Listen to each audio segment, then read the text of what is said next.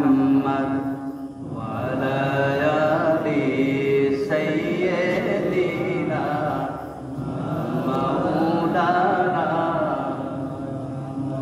আমার ভাইরা, আল্লাহর হাবিব বলেন, ও আমার উম্মত, দুনিয়াতে আসছো একদিন খালি হাতে, যাবা আবার খালি হাতে।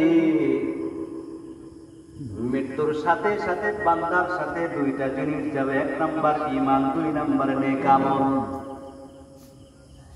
তবে যারা ঈমান আনতে পারে নাই, ঈমানটা পরিপূর্ণ হয় নাই, নেক আমল করতে পারে নাই, তারা যদি দুনিয়াতে জীবিত থাকা অবস্থায় 3টা রাস্তা চালু রেখে যায়, মৃত্যুর পরে এই 3টা রাস্তা দ্বারা কিয়ামত পর্যন্ত ওই বান্দার কবরের মধ্যে আল্লাহ পাক সব পাঠাইতে থাকবে।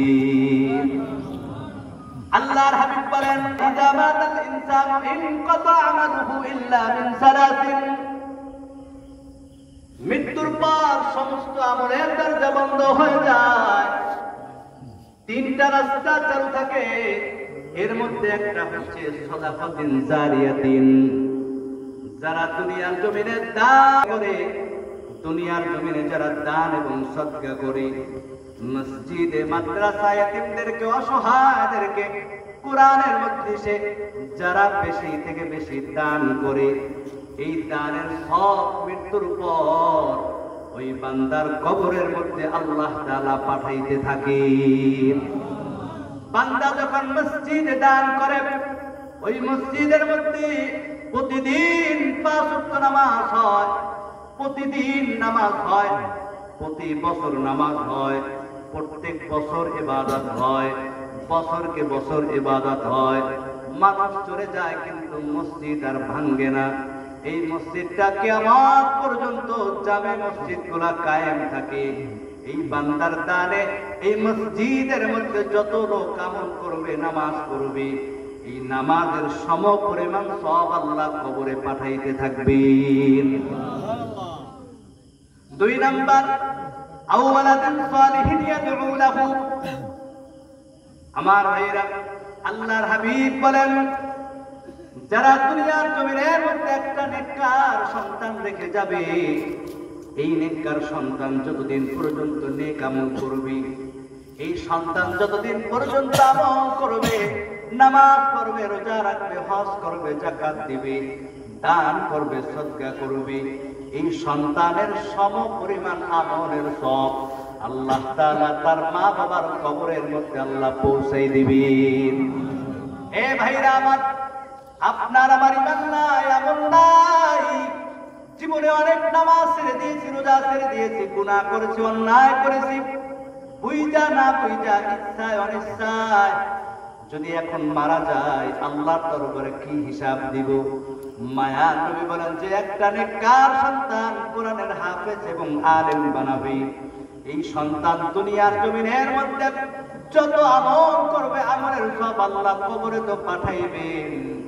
সন্তান যখন আল্লাহর দরবারে দোয়া করবে, সন্তান যখন শত হাজার মানুষের সামনে ইমামতি করবে, 1000 মানুষকে নিয়ে যখন দোয়া করবে, এই সন্তান প্রত্যেকটা দোয়ার মধ্যে মা বাবার জন্য যখন স্মরণ করবে, রব্বির হামহুমা কামা রব্বায়ানি সগীরা, রব্বির হামহুমা কামা রব্বায়ানি সগীরা। সন্তান যখন মা বাবার জন্য হাত তুলে দোয়া করবে, আল্লাহর হাবিব বলেন, সন্তান মা বাবার জন্য দোয়া করতে দেরি হয়, আল্লাহ তাআলার দরবারে দোয়া কবুল হইতে দেরি হয় না। আমার ভাইরা, একটা সন্তানকে যখন কোরআনের হাফেজ বানাবে, আলেম বানাবে, এই সন্তান যখন নেক আমল করবে, মরার পর কাল কিয়ামতের দিন হাসরের ময়দানে হিসাবের সময় আল্লাহ তাআলা কোরআনের হাফেজ যারা, হক্কানি উলামায়ে কেরাম যারা হাফেজ হওয়ার পর আমল করছে, কোরআন অনুযায়ী জীবন চালাইছে, শুধু হাফেজ না, শুধু আলেম না, আলেম হওয়ার পর ইলম শিখার পর আমল করেছে, হাফেজ হওয়ার পর কোরআন অনুযায়ী আমল করছে, জিন্দেগি পরিচালনা করছি।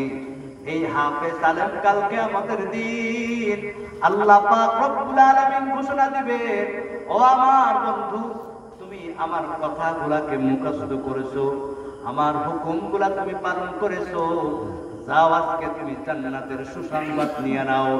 কোরআন থেকে একটা আয়াত যখন কোরআনের হাফেজ তেলাওয়াত করবে, আল্লাহ তাআলা একটা তালা জান্নাতের মধ্যে বালাখানার মালিক আল্লাহ বানাই দিবেন।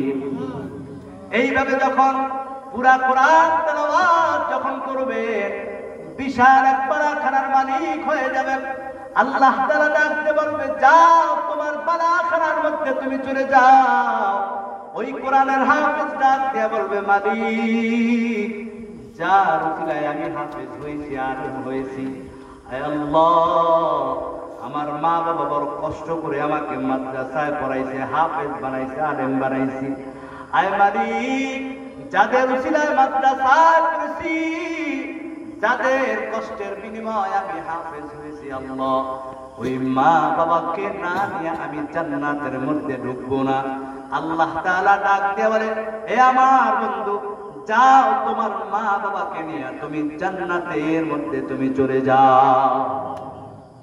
আল্লাহর হাবিব বলেন, ওই দিন ওই কোরআনের হাফেজের সামনে তার নানা, তার দাদা, ওই কোরআনের হাফেজের ভাই, কোরআনের হাফেজের শ্বশুর ওই দিন দাঁড়িয়ে যাবে, ডাক দিয়ে বলবে, আমি তোমার ভাই, আমি তোমাকে সহযোগিতা করেছি।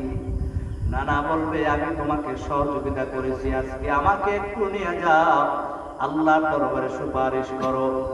ওই হাফেজের শ্বশুর বলবে, তুমি কোরআনের হাফেজ আলেম বিদায় নাজাতের জন্য আমার মেয়েটা তোমার হাতে দিয়েছি, আজকে আল্লাহর দরবারে আমার জন্য একটু সুপারিশ করো। মায়ার নবী বলেন, আল্লাহ তাআলা একজন কোরআনের হাফেজকে পারমিশন দিয়ে দিবেন, যাও সর্বনিম্ন বাছাই কইরা 10 জন জাহান্নামীকে নিয়ে তুমি জান্নাতের মধ্যে চলে যাও। এ বাবাজিরা, আজকে আপনি আমি গুনাহগার, আল্লাহর দরবারে দাঁড়াবো এমন কোন আমল নাই।